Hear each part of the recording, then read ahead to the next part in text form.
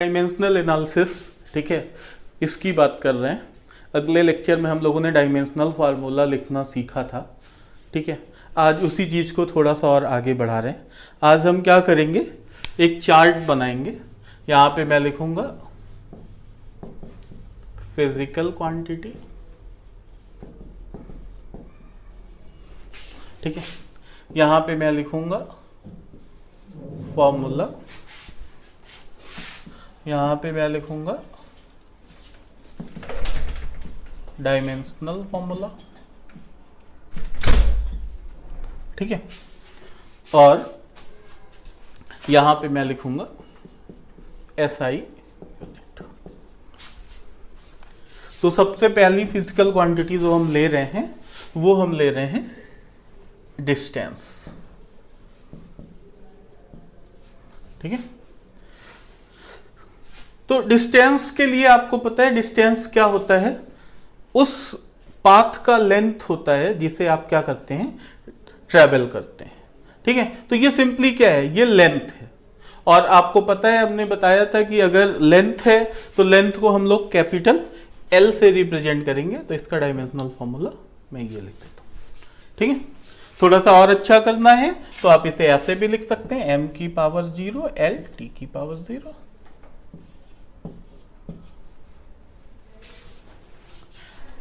Distance के बाद अगली फिजिकल क्वांटिटी जो है वो मैं ले रहा हूं डिस्प्लेसमेंट। एक बार फिर डिस्प्लेसमेंट की अगर बात की जाए तो डिस्प्लेसमेंट क्या होता है, कोई दो पॉइंट्स हैं A और B, इनके बीच का जो शॉर्टेस्ट पाथ है उसकी लेंथ होती है। दोनों को स्ट्रेट लाइन से मिला दीजिए, ये जो पाथ होगा उसी की लेंथ, मतलब डिस्प्लेसमेंट भी लेंथ होता है। और हम लोग लेंथ को रिप्रेजेंट करते हैं कैपिटल L से। तो एक बार फिर डायमेंशनल फॉर्मूला लिख देंगे, m की पावर 0 L t की पावर 0, ठीक है। अच्छा, यूनिट्स भी लिखनी है, SI यूनिट्स। तो डिस्टेंस के लिए, ठीक है, तो देखिए यहां पे सिर्फ लेंथ है, किसी चीज की पावर 0 मतलब 1 हो जाता है। तो SI सिस्टम में हम लोग लेंथ को मेजर करते हैं मीटर में, तो इसकी यूनिट मीटर लिख देते हैं। यहां भी लेंथ है तो इसकी यूनिट मीटर लिख देते हैं। अगला फिजिकल क्वांटिटी हम लोग लेते हैं रेडियस, हाइट, ठीक है, वेवलेंथ,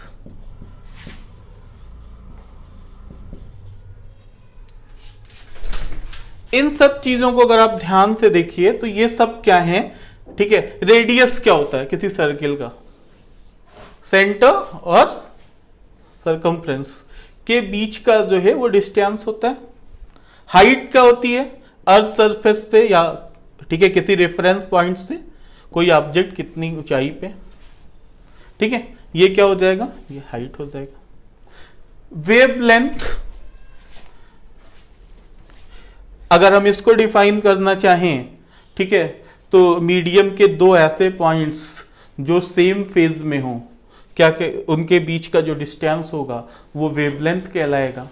और दोनों पॉइंट्स कैसे होने चाहिए, नियरेस्ट होने चाहिए, सबसे निकटतम होने चाहिए, ठीक है। तो मतलब अगर इन सब चीजों की बात किया जाए, ये सब किस फिजिकल क्वांटिटी को रिप्रेजेंट कर रहे हैं, लेंथ को रिप्रेजेंट कर रहे हैं। अगर ये लेंथ को रिप्रेजेंट कर रहे हैं तो हम सीधे सीधे इनका डायमेंशनल फॉर्मूला क्या लिख सकते हैं, m की पावर 0 L t की पावर 0। इसका भी लिख सकते हैं m की पावर 0 L t की पावर 0।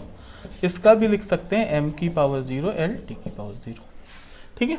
और SI यूनिट की अगर बात किया जाए तो आपको पता है कि लेंथ की SI यूनिट मीटर होती है, मीटर। चलिए कुछ और फिजिकल क्वांटिटीज ऐसे ही लेंगे और उनके डायमेंशनल फॉर्मूले लिखने की कोशिश करेंगे।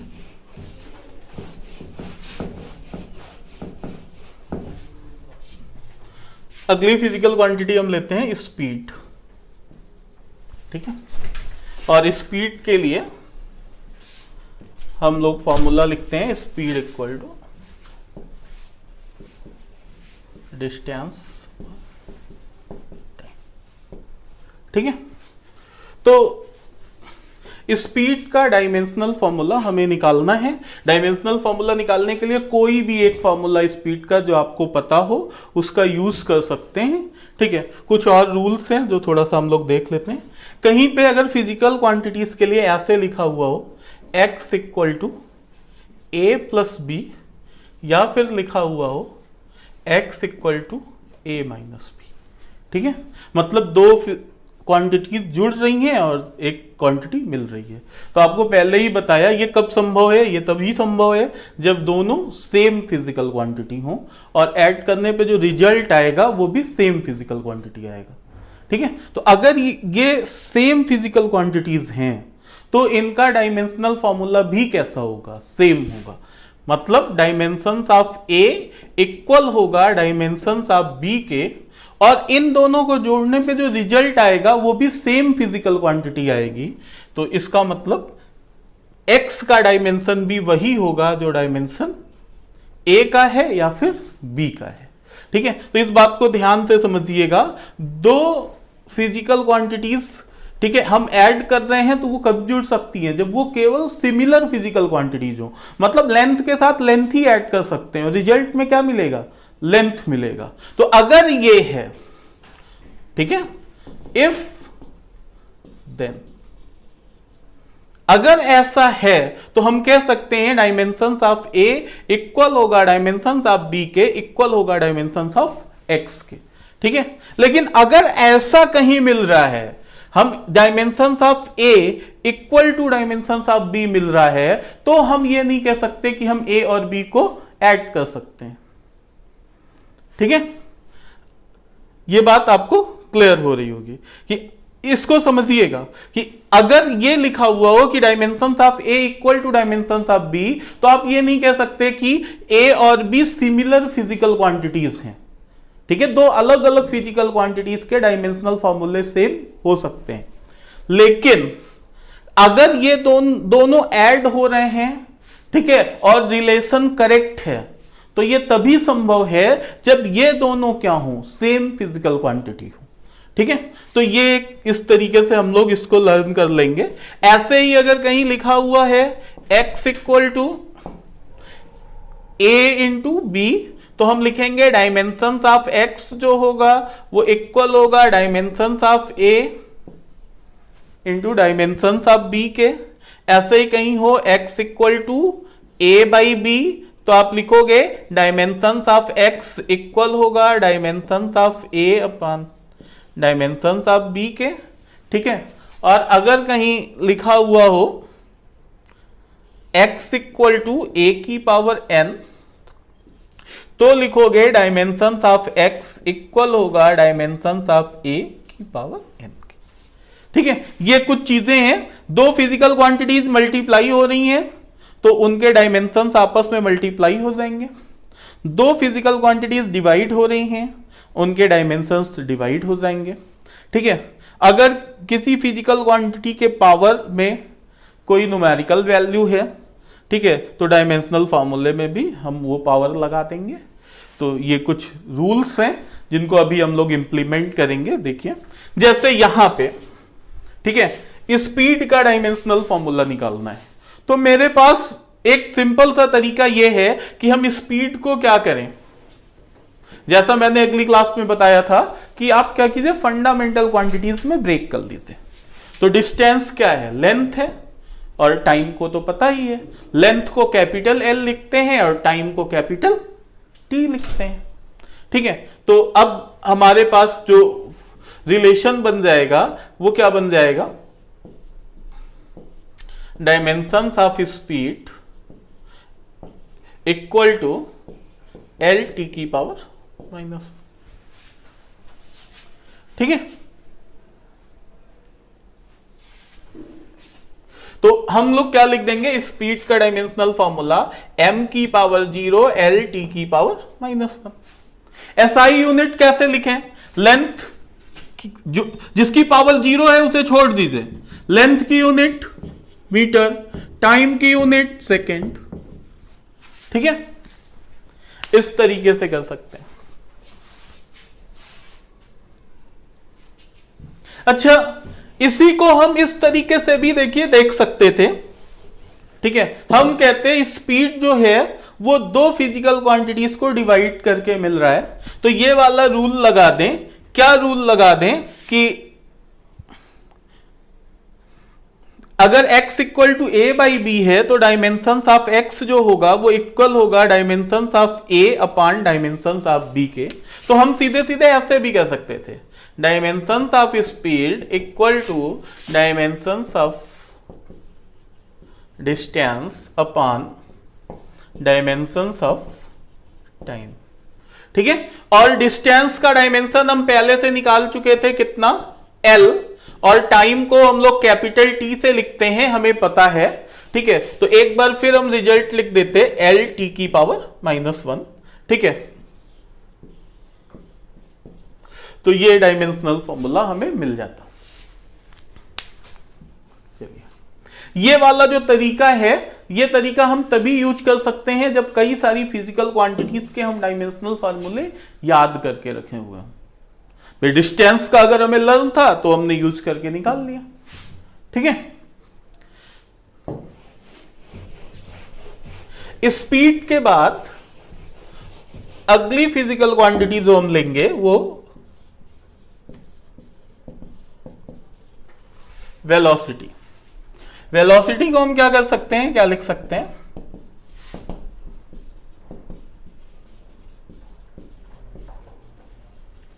डिस्प्लेसमेंट अपॉन टाइम, ठीक है। तो एक बार फिर देखिए, दो चीजें डिवाइड हो रही हैं तो हम सीधे सीधे लिखेंगे dimensions of velocity equal to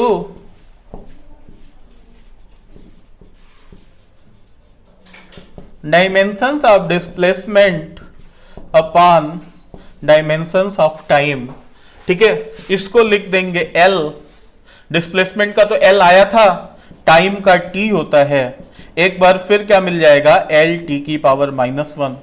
इसको मैं ऐसे लिख देता हूं, M की पावर 0 L T की पावर -1, जो SI यूनिट हो जाएगी L का मीटर, टाइम का सेकेंड, सेकेंड की पावर -1, ठीक है। ऐसे ही कुछ फिजिकल क्वांटिटीज का और निकालते हैं। देखिए,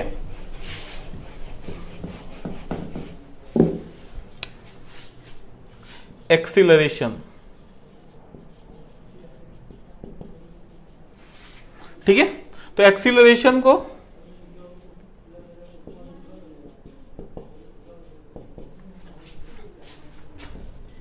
हम लिख सकते हैं चेंज इन वेलोसिटी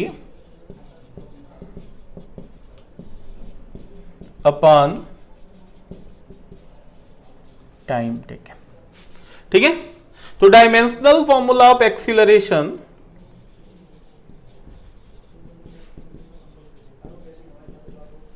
ठीक है, ये इक्वल होगा dimensional formula of change in velocity upon dimensional formula of time. Time taken की जगह टाइम लिख दे रहे हैं। और चेंज इन वेलोसिटी, वेलोसिटी में डिफरेंस का मतलब वेलोसिटी से वेलोसिटी घटाएं, तो वेलोसिटी से वेलोसिटी घटाओगे तो रिजल्ट में क्या मिलेगा, वेलोसिटी मिलेगा, ठीक है। तो हम चेंज इन वेलोसिटी के डायमेंशन की जगह सीधे सीधे लिख सकते हैं dimensions of velocity upon time, ठीक है। वेलोसिटी का हमें पता है, अभी अभी निकाला है, कितना, L T की पावर -1, टाइम का कैपिटल T, सॉल्व करके देखिए क्या आ जाता है, ठीक है। ये आ जाएगा L T की पावर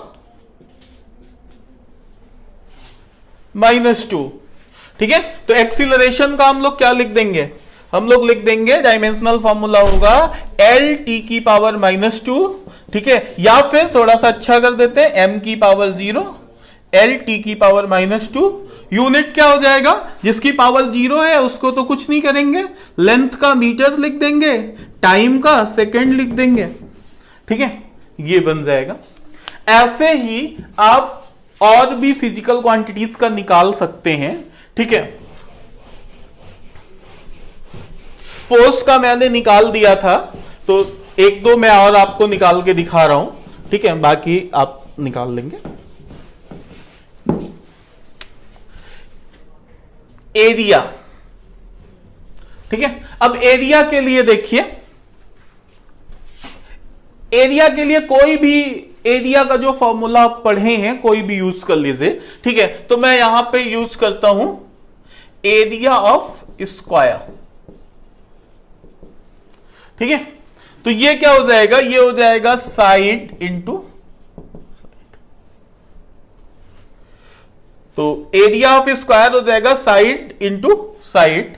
तो अब साइड क्या है, किसी भी स्क्वायर की जो एक साइड है, ठीक है, वो लेंथ ही तो बताती है। एक्चुअल में ये क्या लिखा हुआ है, लेंथ ऑफ साइड, ठीक है, यही तो लिखा हुआ है। तो अगर ये लेंथ है और ये भी लेंथ है, तो हम सीधे सीधे क्या लिख सकते हैं, dimensions of area of square equal to, ठीक है, डायमेंशंस ऑफ साइड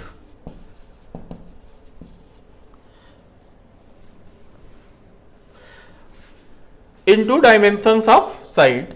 इसका क्या हो जाएगा, L हो जाएगा, इसका भी क्या हो जाएगा, L हो जाएगा। L इंटू L कितना हो जाएगा, L स्क्वायर हो जाएगा, ठीक है। तो डायमेंशनल फॉर्मूला क्या लिख दें, m की पावर 0 L स्क्वायर t की पावर 0।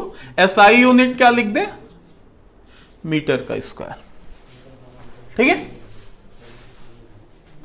ऐसे ही जैसे मैंने एरिया का निकाला वैसे ही आप वॉल्यूम का निकाल सकते हैं, ठीक है। कितना आ जाएगा, L क्यूब आ जाएगा।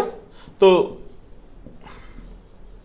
वॉल्यूम का जो है वो आप निकाल लीजिएगा, ठीक है। Volume of cube equal to हो जाएगा साइड का क्यूब, ठीक है। तो हम लोग लिख सकते हैं, ठीक है, मैं निकाल ही देता हूं, देख लीजिए। Dimensions of volume of cube equal to dimensions of side का क्यूब। तो डायमेंशंस ऑफ साइड क्या हो जाएगा, मतलब ये सीधे सीधे लेंथ की बात कर रहा है, मतलब क्या हो जाएगा, L की पावर 3, ठीक है। तो इसका क्या लिख सकते हैं, L की पावर 3, या फिर थोड़ा सा अच्छा लिखेंगे तो m की पावर 0 L की पावर 3 t की पावर 0 लिख दीजिए। यूनिट क्या हो जाएगी, इन जिनकी पावर 0 है उनको तो रहने ही देते हैं, इसकी यूनिट लेंथ की मीटर होती है, मीटर क्यूब लिख देते हैं, ठीक है। और कुछ फिजिकल क्वांटिटीज देखिए,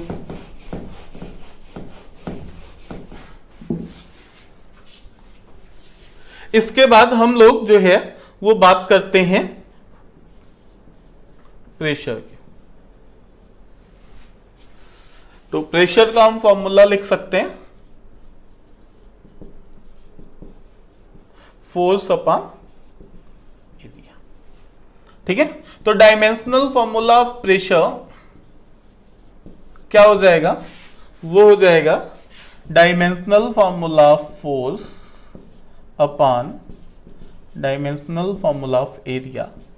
जो फोर्स है उसका डायमेंशनल फॉर्मूला अगली क्लास में निकलवाया था, ml/t की पावर -2। एरिया का क्या होगा, L स्क्वायर, ठीक है। इसे सिंप्लीफाई कर लीजिए तो देखिए m तो ऐसे ही आ जाएगा, यहां पे दो चीजें डिवाइड हो रही हैं, उनका बेस देखिए सेम है, तो पावर्स क्या हो जाएंगी, सब्ट्रैक्ट हो जाएंगी। तो 1 में से 2 सब्ट्रैक्ट करोगे -1 बचेगा और t की पावर -2। तो ये प्रेशर का डायमेंशनल फॉर्मूला निकल जाएगा ml की पावर -1 t की पावर -2, ठीक है। तो ml की पावर -1 t की पावर -2। अगर SI यूनिट लिखा जाए तो हम क्या लिख सकते हैं, kg, मास का kg, लेंथ का मीटर की पावर -1, टाइम का सेकंड, सेकंड की पावर -2, ठीक है। इसी को पास्कल कहते हैं, PA से रिप्रेजेंट करते हैं, ठीक है। अब अगली फिजिकल क्वांटिटी जो है उसे देखते हैं प्रेशर के बाद। डेंसिटी।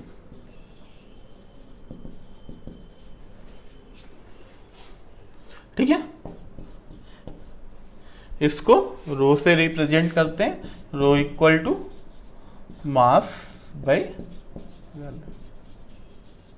ठीक है, मास को स्मॉल m से लिख देंगे, वैल्यूम को v से लिख देंगे, तो हम लोग लिख सकते हैं dimensions of rho equal to dimensions of m upon dimensions of v। Volume का डायमेंशन देखिए अभी अभी हम लोगों ने निकाला था। ठीक है, कितना निकल के आया था, L3। ठीक है, तो ये क्या हो जाएगा, m L⁻⁻3। तो डेंसिटी का हम लोग लिख सकते हैं m L⁻⁻3। मास का kg होता है, लेंथ का मीटर होता है।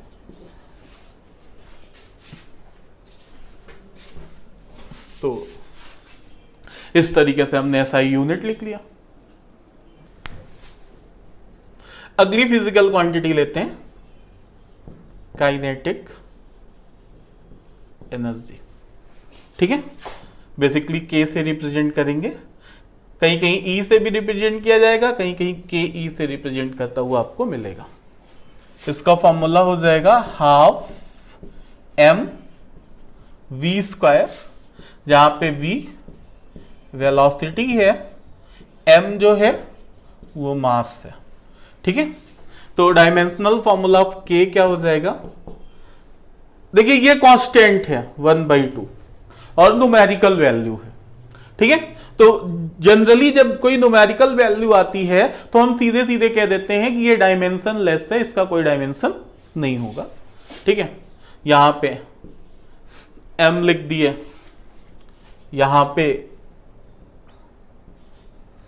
v, और ये देखिए यहां पे स्क्वायर लगा दिए। कौन सा रिलेशन यूज कर रहे हैं, देखिए दो चीजें आपस में मल्टीप्लाई हो रही थी, डायमेंशनल फॉर्मूले मल्टीप्लाई हो गए। ठीक है, इस पे देखिए पावर लगा हुआ था, तो मैंने ये वाला फॉर्मूला यूज कर लिया। मैंने क्या कहा, मैं इसके जो वेलोसिटी है उसके पावर, जो पावर लगी हुई है वो लगा दूंगा।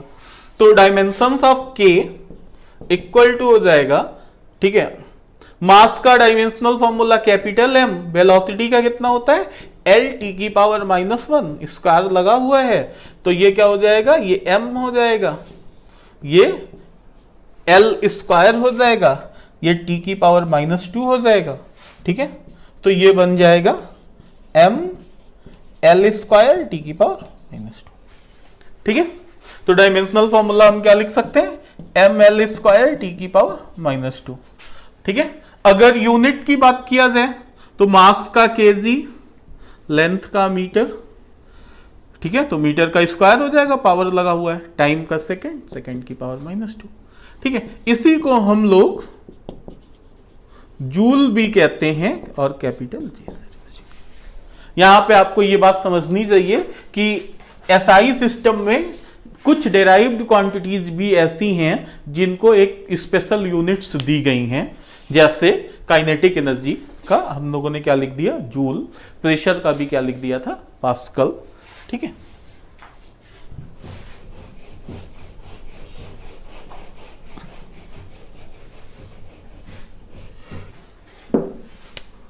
वर्क। ठीक है, वर्क के लिए हम क्या कह सकते हैं, वर्क को W से रिप्रेजेंट करेंगे। वर्क का फॉर्मूला होता है FD cos थीटा। ठीक है, तो यहां से अगर हम लिखें तो डायमेंशंस ऑफ वर्क जो हो जाएगा वो dimensions of F, dimensions of D, dimensions of cos theta हो जाएगा। ठीक है, तो जो फोर्स है उसका डायमेंशनल फॉर्मूला होता है mL⁻⁻2। D मतलब यहां पे क्या है, यहां पे D का मतलब होता है डिस्प्लेसमेंट। ठीक है, तो इसको हम लोग L से लिख सकते हैं। और ये cos थीटा जो होता है, ठीक है, अगर आप ध्यान से देखिए, ये कोई ट्रायंगल है, इसमें ये A है, ये B है, ये C है, ये 90 डिग्री है, ये एंगल थीटा है, तो cos थीटा जो हो जाएगा, ठीक है, वो B/C हो जाएगा। तो आप देखिए क्या ये लेंथ का रेशियो है, अगर ये लेंथ का रेशियो है ठीक है, तो उस केस में भाई इसका भी डायमेंशन क्या होगा, एल। आपसे पूछा जाए डायमेंशन ऑफ कॉस थीटा क्या है, तो आप कहेंगे dimension of B upon dimension of C. तो बी का जो होता है वो लेंथ होगा, क्योंकि ये तो लंबाई है, सी बी क्या है, लंबाई है। तो ये क्या हो जाएगा, ये हो जाएगा m की पावर 0, l की पावर 0, t की पावर 0। ठीक है, तो अगर आप देखें तो हम क्या कह सकते हैं, हम कह सकते हैं कोई डायमेंशन नहीं मिल रहा है। ठीक है, तो इस तरीके से हम कह देंगे कि cos थीटा जो है उसमें कोई डायमेंशन नहीं है। तो इसको अगर हम लोग लिखें तो हम क्या लिखेंगे, हम लिखेंगे m l स्क्वायर टी की पावर -2। तो इसका डायमेंशनल फॉर्मूला क्या मिल गया, एम एल स्क्वायर टी की पावर -2। एसआई यूनिट एक बार फिर केजी मीटर स्क्वायर सेकेंड की पावर -2, और इसी को क्या कहेंगे। ठीक है, अगला फिजिकल क्वांटिटी लेते हैं। चलिए अगली फिजिकल क्वांटिटी लेते हैं पावर। ठीक है, P से रिप्रेजेंट करेंगे। पावर जो होता है उसे वर्क अपॉन टाइम। ठीक है, W वर्क को रिप्रेजेंट कर रहा है, T टाइम को रिप्रेजेंट कर रहा है। तो हम क्या कह सकते हैं, हम कह सकते हैं डायमेंशंस ऑफ P जो होगा वो इक्वल होगा dimensions of W upon dimensions of T के। डिवाइड हो रही हैं दो चीजें, तो रूल क्या कहता है, अगर दो चीजें डिवाइड हो रही हैं तो उनके डायमेंशंस भी आपस में क्या हो जाएंगे, डिवाइड हो जाएंगे। ठीक है, तो अगर ये बात सही है तो हम लोग क्या लिखें, dimensions of P equal to वर्ग का अभी अभी हम लोगों ने निकाला है क्या, एम एल स्क्वायर टी की पावर -2। टाइम का क्या होता है, कैपिटल T। सिंप्लीफाई कर लीजिए, क्या मिलेगा, एम एल स्क्वायर टी की पावर -3। ठीक है, अच्छा ये बात समझिएगा कि ये जो फिजिकल क्वांटिटीज का डायमेंशनल फॉर्मूला आ रहा है, देखिए m पे पावर कितनी है 1, l पे पावर कितनी है 2, टाइम पे पावर कितनी है -3। तो ये जो 1, 2 और 3 हैं यही डायमेंशंस रिप्रेजेंट कर रहे हैं। ठीक है, मतलब कि पावर में मास का कितना डायमेंशन है 1। ठीक है, पावर में लेंथ के कितने डायमेंशंस हैं 2। ठीक है, पावर में टाइम के कितने डायमेंशंस हैं -3। ठीक है, तो ये जो पावर्स हैं ये क्या रिप्रेजेंट कर रहे हैं, ये डायमेंशंस को रिप्रेजेंट कर रहे हैं। तो कभी कभी क्वेश्चन में ऐसा होता है कि फाइंड द डायमेंशंस। ठीक है, तो वहां पे इस तरीके से डायमेंशनल फॉर्मूला ना देके सिर्फ ये पावर्स दे दी जाती हैं। ठीक है, तो आपको जो करेक्ट पावर वाला ऑप्शन हो उसे सही टिक करना होता है। चलिए कुछ और फिजिकल क्वांटिटीज लेते हैं।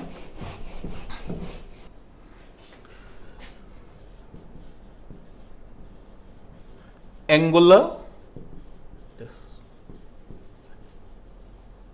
डिस्प्लेसमेंट।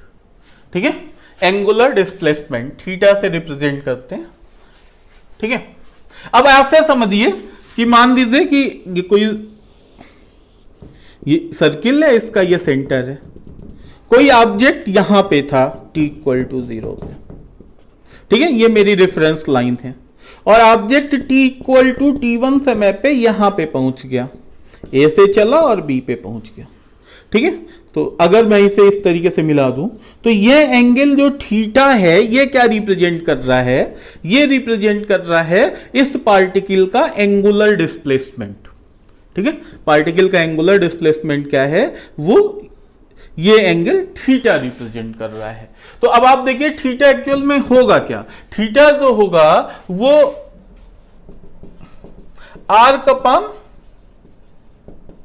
रेडियस होगा। तो dimensions of theta equal to dimensions of arc upon dimensions of radius. ठीक है, आर्क मतलब लेंथ। ठीक है, ये तो लेंथ ही है ना, इसी को तो आर्क बोलोगे। तो लेंथ का डायमेंशन l, ये क्या है रेडियस। ठीक है, तो रेडियस भी जो है वो क्या है, लेंथ ही है, इसका भी डायमेंशन l।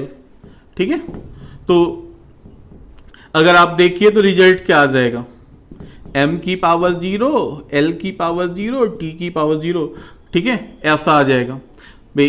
किसी भी चीज की पावर 0 मतलब 1 होता है, तो आप ऐसे भी कह सकते थे कि सिर्फ ऐसे आ जाएगा l की पावर 0, ठीक है। इसी चीज को हम बोलेंगे ये क्या है, ये है डायमेंशन, ठीक है। अगर एंगुलर डिस्प्लेसमेंट का डायमेंशनल फॉर्मूला देखा जाए तो वो लिखोगे m की पावर 0, l की पावर 0, t की पावर 0, ठीक है।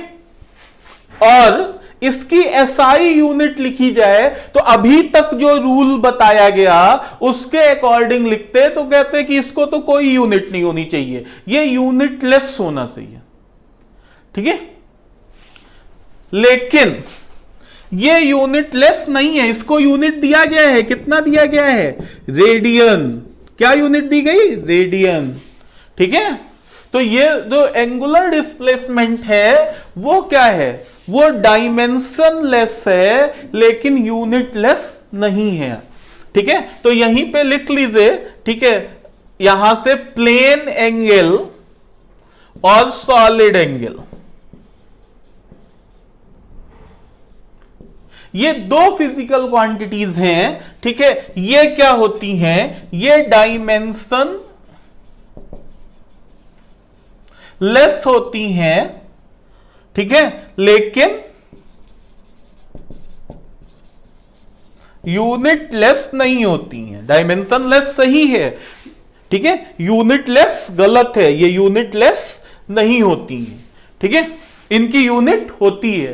तो एक स्टेटमेंट बार बार दिया जाता है कि क्या अगर कोई फिजिकल क्वांटिटी डायमेंशन लेस है तो वो यूनिट लेस भी होगी, तो उसका आंसर होता है नो, ठीक है। अगर कोई फिजिकल क्वांटिटी, ठीक है, यूनिट लेस है तो वो डायमेंशन लेस होगी, ठीक है। मतलब हम कह सकते हैं इफ Q क्या है, फिजिकल क्वांटिटी। अगर Q जो है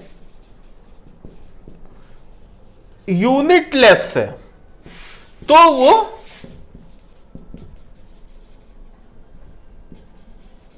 डायमेंशनलेस भी होगा। अगर Q यूनिटलेस है तो वो डायमेंशनलेस भी होगा, लेकिन अगर Q डायमेंशनलेस है तो जरूरी नहीं है कि वो यूनिटलेस भी हो। तो अब यहां से एक बात और समझना है, थोड़ा सा रूल में परिवर्तन हो गया, ठीक है। यहां पे तो हमें क्या लिखना चाहिए था, यूनिट, कुछ भी नहीं, लेकिन हमने यूनिट क्या लिखा, रेडियन। तो एसआई सिस्टम में अगर आपको यूनिट लिखना है किसी फिजिकल क्वांटिटी का, तो उस केस में आप जो है वो 7 फंडामेंटल क्वांटिटीज नहीं एज्यूम करेंगे। आप क्या करेंगे, आप प्लेन एंगल और सॉलिड एंगल को भी फंडामेंटल की तरह एज्यूम करेंगे। मतलब किसी फिजिकल क्वांटिटी को आप क्या करेंगे, फंडामेंटल क्वांटिटीज में ब्रेक करेंगे, ठीक है। आपको यूनिट लिखना है या डायमेंशनल फॉर्मूला लिखना है, आपको क्या करना है, दी गई फिजिकल क्वांटिटी को फंडामेंटल क्वांटिटीज में एक्सप्रेस करना है। लेकिन यूनिट लिखते वक्त आप कितनी फंडामेंटल क्वांटिटीज एज्यूम करेंगे, 9। 7 तो आपको पता ही है, 2 सप्लीमेंट्री क्वांटिटीज जो हैं उन्हें भी कैसे लेंगे, फंडामेंटल क्वांटिटीज की तरह, ठीक है। जैसे यहां पे एंगुलर डिस्प्लेसमेंट थीटा जो था वो क्या था, प्लेन एंगल था ना। तो यूनिट लिखते वक्त हमने इस प्लेन एंगल को इस तरीके से, ठीक है, फंडामेंटल क्वांटिटी में नहीं ब्रेक किया। हमने क्या कहा, हमने कहा यही फंडामेंटल है और इसकी यूनिट मैंने सीधे सीधे लिख दी रेडियन। लेकिन जब डायमेंशनल फार्मूला लिखना हुआ तो मैंने कहा नहीं, मेरे पास कुल 7 फंडामेंटल क्वांटिटीज ही हैं। तो मैंने कहा कि तो एंगुलर डिस्प्लेसमेंट थीटा का क्या होगा, तो कहा गया कि भाई इसको लिखा जा सकता है आर्क अपान रेडियस, ठीक है। तो मैंने लिख दिया और फिर मैंने कहा ये भी लेंथ है, ये भी लेंथ है, डायमेंशनल फार्मूला निकाला, डायमेंशनलेस निकला, ठीक है। तो इस बात को आपको समझना है, ये एक बहुत ही इंपॉर्टेंट कॉन्सेप्ट है। अगली फिजिकल क्वांटिटी हम लेंगे एंगुलर वेलोसिटी, ठीक है। ओमेगा से इसे रिप्रेजेंट करेंगे, ओमेगा इक्वल टू हो जाएगा angular displacement upon time taken,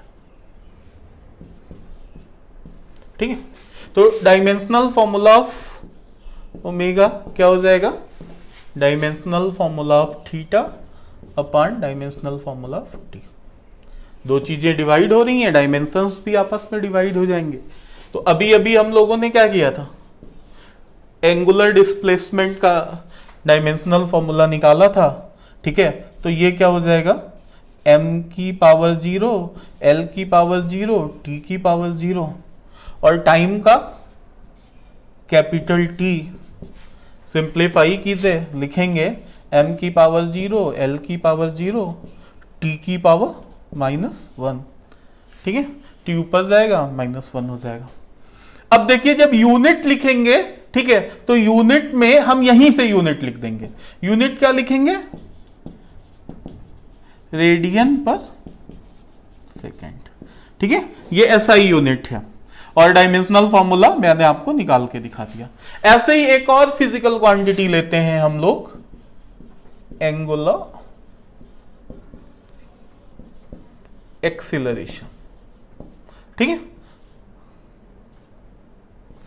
alpha से रिप्रेजेंट करते हैं, अल्फा इक्वल टू क्या हो जाएगा,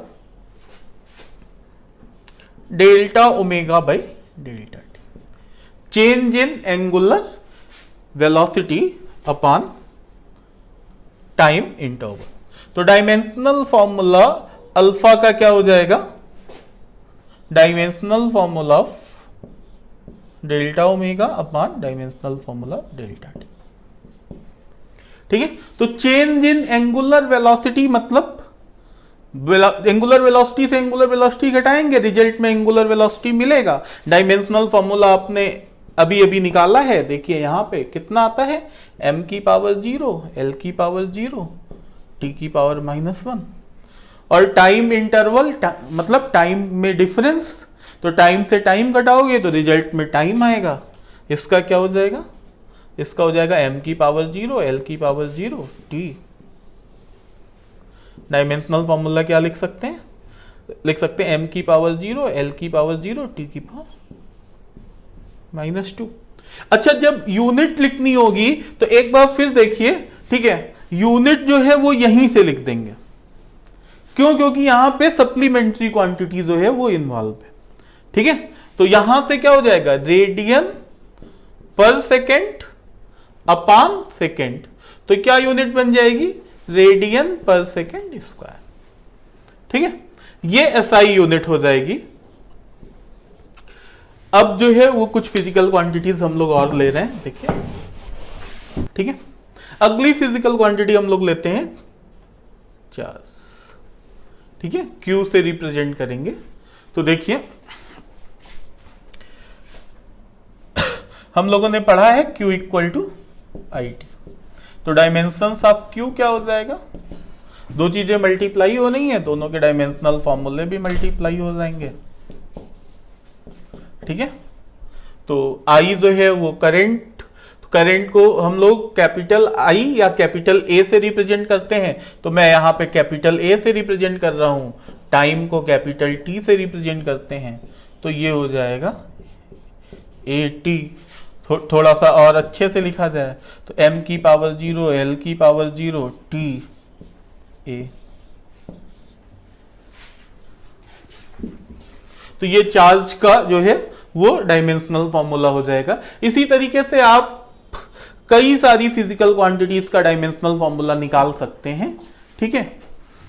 बाकी हम लोग अगली क्लास में देखेंगे कि और कैसे डायमेंशनल फॉर्मूला निकालते हैं। आज की क्लास में इतना ही।